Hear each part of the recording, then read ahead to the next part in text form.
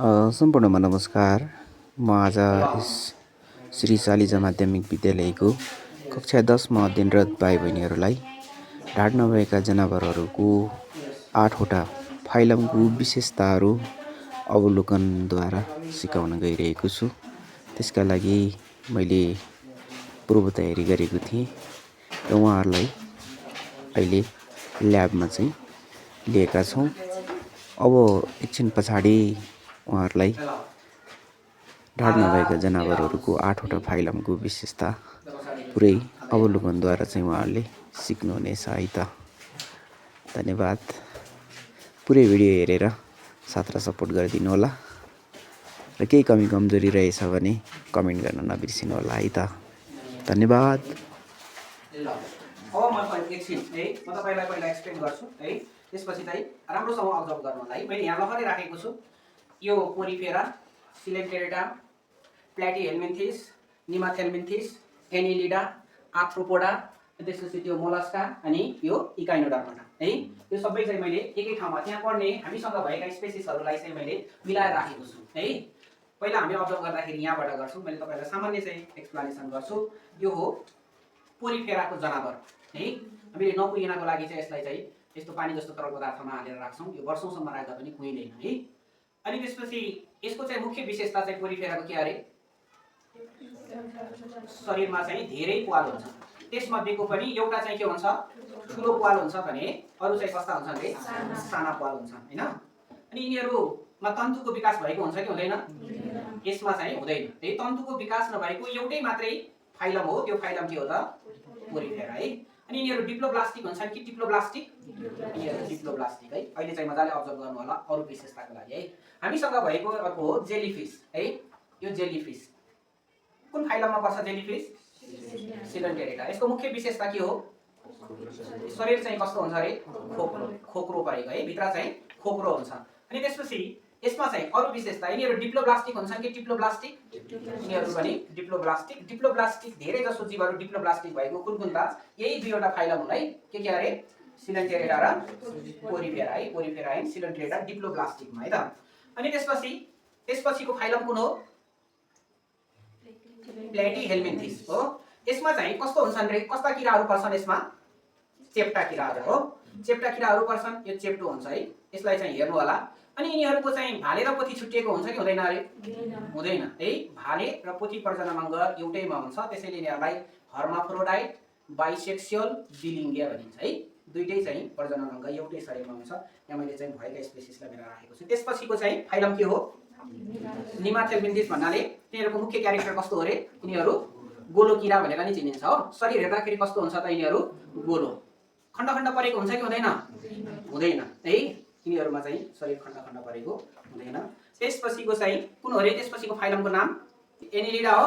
हेर्नुहोस् त, यो देख्नु भएको छ, यो कस्तो छ, गोलो त छ, तर चाहिँ शरीर कस्तो छ, खण्ड खण्ड परेको है। कोइनहरू चाहिँ धेरै कोइनहरू मिलाएर राखेको जस्तो, एउटा कोइन माथि अर्को कोइन चाहिँ मिलाएर राखेको जस्तो है।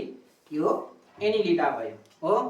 अनि आर्थ्रोपोडा, तपाईले चाहिँ खाने प्राउन छ नि बजारमा, यही हो है, झिङ्गे माछा भनेर चिन्छौ नि।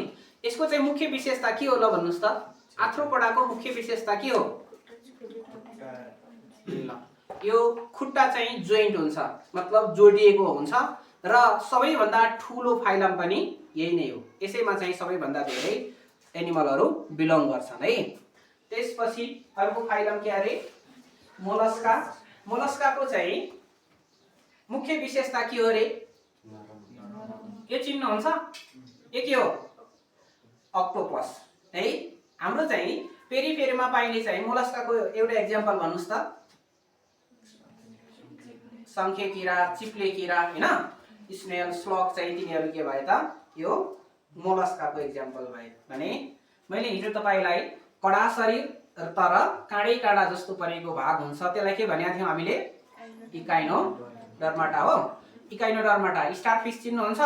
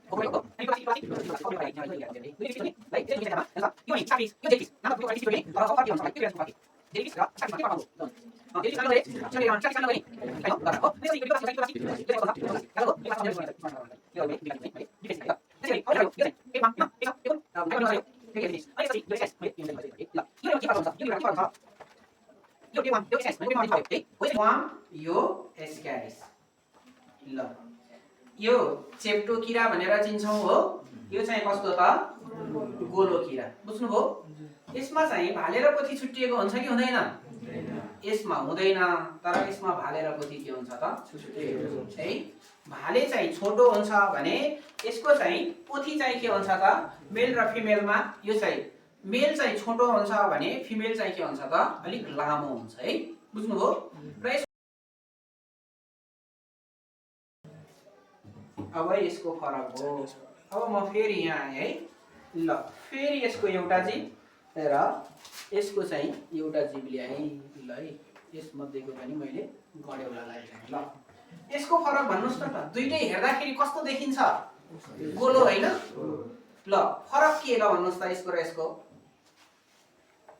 गडेउलाको शरीर खण्ड खण्ड गरेछ। ओ ल मेन कुरा है। यो चाहिँ कुनमा बिलङ गर्छ रे? यो कुनमा बिलङ गर्छ? यो नेरिस रहेछ हैन? नेरिस। यसको चाहिँ शरीर चाहिँ गोलो त हुन्छ, तर के हुन्छ रे खण्ड खण्ड परेको हुन्छ भने यसको शरीर चाहिँ के मात्रै हुन्छ? गोलो मात्रै हुने हो। यो कुन फाइलममा पर्छ? निमाथेल्मिन्थिस भने यो के मारे एनिलिडा। ठीक छ। फरक चाहिँ छुट्याउन सिकौँ है। यो फरक भयो। अब मैले यहाँ जान्छु है। यो के अरे अक्टोपस। अनि त्यसपछि मैले चाहिँ ल एस्क्यारिस ल्याएँ है। बिच्छी भन्छौँ नि हामीले। यसले टोक्यो भने खतरा हुन्छ नि, थाहा छ कि छैन है? यिनीहरूको फरक भनिदिनुहोस् न त मलाई। दुईटै समुद्रमा पाइने हुन् है। ल भन्नुहोस् त फरक। फरक के? बिच्छीको खुट्टा जोडिएको हो। यसको खुट्टा चाहिँ के हुन्छ? जोडिएको खुट्टा हुन्छ भने यसको चाहिँ शरीर चाहिँ कस्तो हुन्छ त? नरम। मेन विशेषताको आधारमा भनेको है। अब हामीले चाहिँ यो पनि फरक चाहिँ लेख्नु पर्ने हुन सक्छ है। ल अब मैले स्टारफिस बनाएँ, यो बनाएँ, यो बनाएँ है। अब फरक बनाउनु पर्ने के छ? ल अब मैले यही सम्झाउँछु है। यहाँको यो ठुलो प्वाल छ नि, यो ठुलो प्वाललाई चाहिँ हामीले चाहिँ ओस्कुलम भन्छौँ। बुझ्नुभयो? के भनिन्छ रे? ओस्कुलम भनिन्छ भने यहाँ भएका साना साना चाहिँ जुन हाम्रो आँखाले देखिँदैन ओस्टिया भनिन्छ है। सम्झिनु होला शब्द। यो ठुलोलाई के? ओस्कुलम, सानोलाई के त? ओस्टिया भनिन्छ है। अब परीक्षामा तपाईलाई ओस्कुलम र ओस्टियाको फरक के हो भनेर सोध्यो भने के लेख्नुहुन्छ? ओस्कुलम भनेको ठुलो प्वाल भने ओस्टिया भनेको के भन्छ? सानो प्वाल है। ल त यति नै होला अब अरु चाहिँ कुन चाहिँ चाहिँ काट्नु पर्छ हैन अब हैन यसो गर्छ हैन है कसरी कसरी कसरी हुँदैन हैन अनि मुख्य आउँदा आएको चाहिँ कसरी यो कसरी यो कसरी पर्छ हैन कसरी पर्छ है अब यहाँ बस्न चाहिँ कसरी गर्छ अब यो चाहिँ कसरी भएको पुरो काम कसरी निमा के के छ यो चाहिँ कसरी भएको है यो कसरी छ यहाँ चाहिँ अब यो यहाँ चाहिँ यो मुख्य भयो नि म त भएको पुरो पुरै नै पुरै नै है यहाँ बस्न यो मुख्य भएको छ कति भएको म त भएको पुरो यहाँ बस्न मुख्य भएको यहाँ चाहिँ यो निमा के है मुख्य अनि चाहिँ म त भएको है पुरो यहाँ चाहिँ यहाँ चाहिँ म